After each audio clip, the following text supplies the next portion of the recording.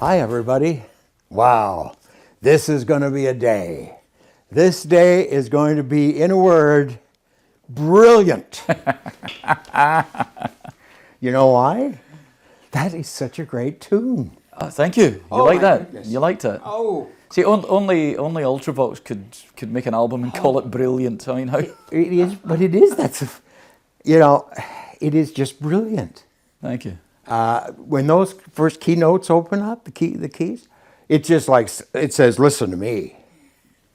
It's funny, after a, nearly 30-year break apart, the moment we got back together with the guys and we plugged in, it instantly sounded like Ultravox. I don't know how it happens, but that's maybe what bands should be. You know, the individuals come together and collectively they make a sound that you can't make with any other people. So it was just, we loved it. Isn't it kind of like getting together with old friends? Yes, it was. It was really funny. I mean, when you've been apart for 30 years, you have you build up these things in your head, you know, about whose fault it was that the band broke up, or resentments, you know, all of that stuff. Yeah. That's bound to come. You walk into the room with the people for the first time in ages. I mean, Warner, drummer from Vancouver, I hadn't seen him for 25 years. I hadn't spoken to him for 25 years. And I walked in, and once he recognised me, because he saw the head and went, oh, really? What's happened here? It was it was that old thing about, you know, proper friends. You don't have to have conversations every day. You don't have to see each other for years. The moment you get back together again, time just evaporates. That's how you know it was genuine. Yeah, but the problem with, you know, with being in a group or with a bunch of artists together is it's like being married, but in most cases without the sex.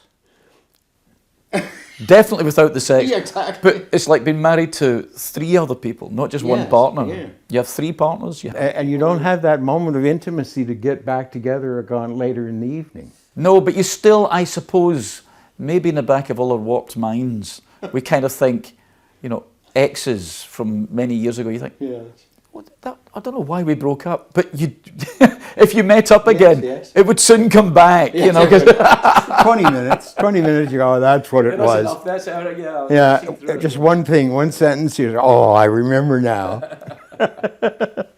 And so I said, I mean, the inspiration to write a song as incredible as Brilliant is, what is that inspiration? When we were working together, we actually recorded most of it in my house in Canada, a house just north of Montreal. Yes, someone told me that if this went well, I'd be in the log cabin for 2 weeks. I love it. And we ended up recording there, because we didn't know where to, you know, if we were going to make music again, which we never intended to do, I have to say. We intended to play the old stuff, just tour the old stuff and have a ball playing the old songs. And it grew into this, well, what if? Could we possibly? So we decided that we'd do it anonymously, you know, under the radar, put in some little laptop studios in my house, and we ended up writing Brilliant there. And the idea that, you know, in the 1930s and 40s, you had these beautiful things, these young, flamboyant, over-the-top people who just lived this ridiculous lifestyle, these brilliant young things. And I thought, well, isn't that what we were doing in the 80s? You know, we were extravagant, we were over the top. We gave the image that you know, we had wealth beyond our greatest desires, which wasn't true. But we had this wonderful life. So we were, for that little period, these brilliant young things. And there's this bunch of men, old men, looking back at that thinking, were we as brilliant as we thought? I'm not sure we were. But it's true, and you write the song about that. It's life, it's the passage of time, and looking back and thinking, I wasn't as brilliant as I maybe thought I was. When you look back though, do you sometimes say, what in the world was I wearing? Why did I think that looked good? You know what, I look back and I look at some of the other bands from that era, and I think, what in the world were they wearing? Because some of them were a lot worse than Ultravox. Like everyone has an old photo album. You know, if you go back far enough, you'll find something that you're hideously embarrassed about. Fortunately, there are only a couple of things I've found that I've looked back and Top of the Pops. Now, you guys used to get Top of the Pops. Yes, yes. Top of the Pops, when you sign up to doing Top of the Pops when you're a kid, you go and you think, fantastic, it's over and done with. Whatever you do will never be seen again until 30 years later they bring out Top of the Pops 2 and they rerun all those old things again. That's when you sit there with your family around you and they're all looking at you going, really? You wore that? You know. So, you know, yes, you do. Of course you do. But if we go back, Stumble, what did you look like then? I was using up my hair quota. I was like 17 with hair down here, you know, just like, you know, being the young gun. Stumble, named after a tune from Eric Clapton, I think it was. Eric Clapton played an instrumental called The Stumble in John Mayall's Blues Breakers. So when I was 17, I wanted to be a blues guitarist. And this would be in Glasgow? This was in Glasgow, yeah. I lived in Glasgow right up until I was 22, something like that. Do you ever go back? I do. I don't have much family left up there, but I go to Glasgow a lot. And when I have time, if I find myself with an evening off, if I'm touring up there or playing or whatever, I go back to where I used to be when I was a kid. I walk around the places like, you know, the Scout Hall that I used to go to and the places where I did my first ever gigs. And I don't do it for nostalgia's sake. I do it to remind myself that when I was a young man walking around those streets, I got what I wished for. And sometimes you can take this wonderful life that we have in this industry that we're in, because we are the blessed ones. Yeah. Sometimes you can take it for granted. And I know in the past, I look back at the past and I'm reminded from old friends who used to work for me, just what a tyrant I used to be. So I try and get a little tyrant. Yeah, well, you know, I don't know about tyrant. Yeah, you know what? When you're at the kind of the crest of your wave, I used to be all over the crew when the lights weren't right, because I'd spend hours and hours and hours retaining a stage show, and on stage, even though I've got a million things in my head, I'd noticed that the light didn't come on when it should. So your middle name is Perfectionist? Oh, I was dreadful. But and it's funny because when you're there, you cannot expect other people to be absolutely passionate the way you are, because it's your thing. It's not theirs. They're being paid to do it, you know. So I go back and I look at the old times and I give myself a little bit of humility and think, yeah, you know, when you were listening to the Beatles or the Small Faces or whatever, dreaming of getting this, you got it. What year would that have been? 70? Oh, maybe even 69. So since I've got you back in Glasgow and you're 17, did it ever occur to you then, did you ever figure you would be a massive rock star, music star? I think I was a fantasist. I think you wish for it. Yes. It's a fantasy. The reality is I was living in a tenement slum in the outskirts of Glasgow. And the fantasy is to be a footballer, or, you know, something, a soccer star, some sports star or whatever. Yes, yeah. And for me, I wasn't interested in sport. For me, it was music. And I just thought, wouldn't it be wonderful? You imagine being able to wake up in the morning, unlike my father, who was a van driver, who would take up at 5 o'clock in the morning, drive a bakery van all day, come home at 7 o'clock at night. You'd hardly ever see him, because that's what you had to do to keep us all alive. Yeah, but wouldn't it be fabulous to wake up in the morning knowing that you're going to do something you absolutely love? Yeah, it's the best job in the world. So yeah, you know, it's. So now, when you wake up in the morning, what are your dreams? I think my dreams are probably more for my family. You have to pass the baton on at some point, and I'm fortunate that I'm still allowed to do this. I'm still able to do this and thoroughly enjoy it. I have a huge respect for an audience. I've seen quite a few artists, I've seen quite a few plays where I've seen the performers walk through the show. And I think they're treating the audience very badly. And I think an audience can tell when something's been painted by numbers. It's just dull, there's no life, there's no spark. they shouldn't be doing it. So I'm fortunate I still have this drive and this love of doing what I do. So my dreams are for my daughters. My reality is, I have four daughters, yeah. And my reality is that I have my own facilities, I have my own recording facilities, I direct videos, I'm ticking all the boxes and thoroughly enjoying doing it. You know, yeah, it would be lovely to be, you know, in U2 or the biggest band in the world or whatever. Wouldn't that be wonderful?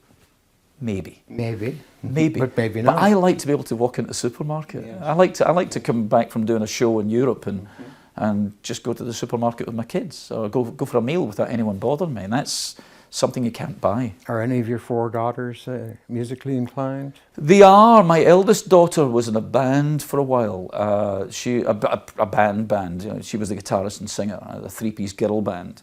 And they had themselves a top 20 record in the UK. The band was called The Faders. And they had a song called No Sleep Tonight. And what year was that? It wasn't that long ago. It was probably 2008, 2009. Oh, really? Oh, you got to send these things to me. Well, the song was used in various movies and commercials and stuff. You probably recognise the song if you heard it. I bet I would. But she's now seen sense and she's now working on the dark side. She's working for an agent. Oh, no, not one of those. So, yeah, but that's longevity, you know. The music industry is a very different place these days. So yeah, all my daughters sing amazingly, but I'm glad to say that at university, that, you know, it's one thing, you know, they look at me and say, well, you've done all right. You know, you had no education, you've done okay. You didn't go to university, you didn't even finish school, you know, left school at 15. And I'm glad to say that they haven't stuck to that. They've actually gone to uni and they'll get themselves a proper education. I'm a big fan of Phil Lynott. And I know you were involved with him. I was, yeah, I was. How many people are surprised when they learn you were part of Thin Lizzy? Quite a few. See, I've never differentiated between genres of music. I understand. The media do that. You know, journalists tend to categorise you. No, I understand. I saw Thin Lizzy when I was 15 years old in Glasgow. I saw them as a three-piece when they came over from Ireland at first, and they were doing a very small rock circuit, a tiny little club, held about 80 people. And I thought they were phenomenal. The first album was just about to come out. Philip was just a magnificent frontman, you know, great, unique style of singing, unique way of singing. And I eventually became friends with them when I moved to London, and I joined the Rich Kids with Glenn Matlock, ex-Sex Pistol. And Phil and I used to hang out together. And I was in the studio putting the finishing touches to the first Vizag album. I was producing the first Vizag album. And I just joined Ultravox, although nobody was interested in hearing about Ultravox. Ultravox had been around for a while, had been dumped and dropped, and the band had split up and all of that stuff. Yes. And I got the phone call from Philip's management, Thin Lizzy's management, saying he's going to call you. He's in America. He's in Arkansas or something. And 10 minutes later, the phone goes, and it's Philip saying, Gary Moore, one of the guitarists, isn't in the band anymore. He's out, you know, he didn't turn up for a show last night or the night before, whatever it was. He said, can you come out and finish the tour? We've got another 3 weeks to go. We're special guests for Journey. This is like 79, probably, 1979. And I had never been to America. You were replacing Gary Moore. That in itself is quite a compliment, you know. Well, if what I said about the 50-50 thing about an artist, if that 50% of me didn't think I was good, you know, what would possess me to stand on stage where Gary Moore had stood, one of the greatest guitarists in the world? You know, ego got me there, not my ability, I have to say. You know, I'm the self-proclaimed worst guitarist that Thin Lizzy ever had. Oh, I don't think so. I do. It's true. I called myself that, and I find myself in America touring with Thin Lizzy, and Philip was so good about it. He'd taken along to the interviews. And I remember we were doing a big interview in New York, and he was chatting away about the new album, Black Rose, and halfway through the interview, he just said, okay, You talk now. Tell them about Ultravox. Oh my, that's nice. Oh, wow. Okay, that was a magnanimous move. Yes. That was a big thing to do. So that's very nice and very unusual. Yeah. You won't get that often. No, not at all. Philip was a really unique kind of character. He was great. I wouldn't trust him with my girlfriend. but hey, that's the rock and roll lifestyle. You might know if I said, I'm a clapped out whore, you might know what song that is. It's Solo in Soho. And it opens with that woman going, I'm a clapped out whore. It's quite fun, actually. So now, I know this, you touched on Vizag. Is it true that Vizag was more American than British? It was a concept when I was in the Rich Kids in 1978. I wanted to introduce the synthesizer into rock music. And I was listening to a lot of music coming out of Europe. And I bought the synthesizer, which immediately broke the band up. Half the band hated it, half the band loved it. Was it like an early Moog or something? It was a Yamaha. It was a CS40, which is a 4-note polyphonic synthesizer.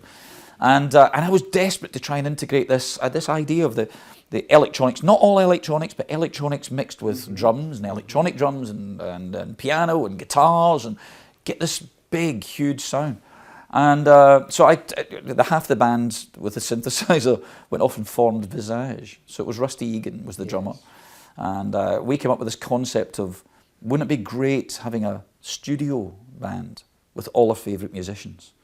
The band Magazine from the UK, we used some of those guys. And Billy Curry, keyboard player from Ultravox.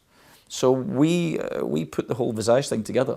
And when we were playing the demos to the labels at the time, they didn't get it. They didn't quite understand what it was all about. Where did Steve Strange fit in there somewhere? Steve was a friend of Rusty's. Steve had been in a punk band, very unknown punk band, but he was working in a shop, and he was very flamboyant, totally OTT, but looked fantastic, and he wanted to front a band. And because all the musicians in Vizag were all in other bands, we were all signed to different labels. So Steve came along and said, well, I want to be the singer. So we said, great, you're signed. You are Vizag. Well, his flamboyancy certainly suggested an image. Yeah, of course. Yeah, I mean, and the image was a major part of it. It was an important thing. You know, the look of it, the style of the videos, the Blitz kids, all of that stuff that went along with it. But for me, it was the opportunity to work with these other musicians and be allowed into the studio for the first time ever to do what I thought was interesting. Oh, that was your first time? That was my first time producing. And you brought the synth with you? And we brought the synths with us, yeah. And did people say, we can't have that? Yeah, most of the Brits did, actually. Nobody got it. They didn't quite understand. In fact, the one guy who got it was a record producer called Martin Rushent. And Martin said to us, okay, I'm going to build a studio in my garden, but I'm building the building now, but all my equipment is sitting in a shed. He said, I'll connect all the equipment up for you, and you come and use that and record. Really? So we were making all these sounds and doing fade to grey and all of that stuff. And Martin would come in and listen to what we were doing every night. He said, I've never heard anything like this. We took our album, didn't get it signed here. It was signed in New York. So the Americans signed it first. Martin took the ideas and produced Dare for the Human League. Oh, for heaven's sake. Yeah. Oh, isn't that curious? All connected, yes, it's all connected. Did you ever, going a little further back, were you ever fascinated with a mellotron? I loved the sound of a mellotron. I remember seeing Yes way back in, it must have been the mid-70s. And the sound of this haunting, bizarre instrument, because it didn't really sound like strings. It was meant to sound like an orchestra, this thing. Yes. And I think it was Rick Wakeman playing this thing. And he played this, and it just sounded so spooky, and it was wonderful. The Moody's wouldn't be the Moody's without it. That's true. Yeah, the Moody's been using it for a long time. And of course, the Beatles used it on Strawberry Fields. That's right. I understand they were terrible things to travel with, and that ultimately It's a tape machine, wasn't it? Yes, it was a tape machine that used to spool. Someone said that the tapes kept coming off the reel. It cost a fortune as well, and they broke down all the time. They were a lovely looking thing though, because of their plainness. It was just like this white thing. That's right, little white. It was with like just a little keyboards. small organ, a little white Yeah. thing. I was- Now, of course, you can get virtual versions that you can play on your computer. Of course you can, yes. That don't break down at all. I have one, don't you?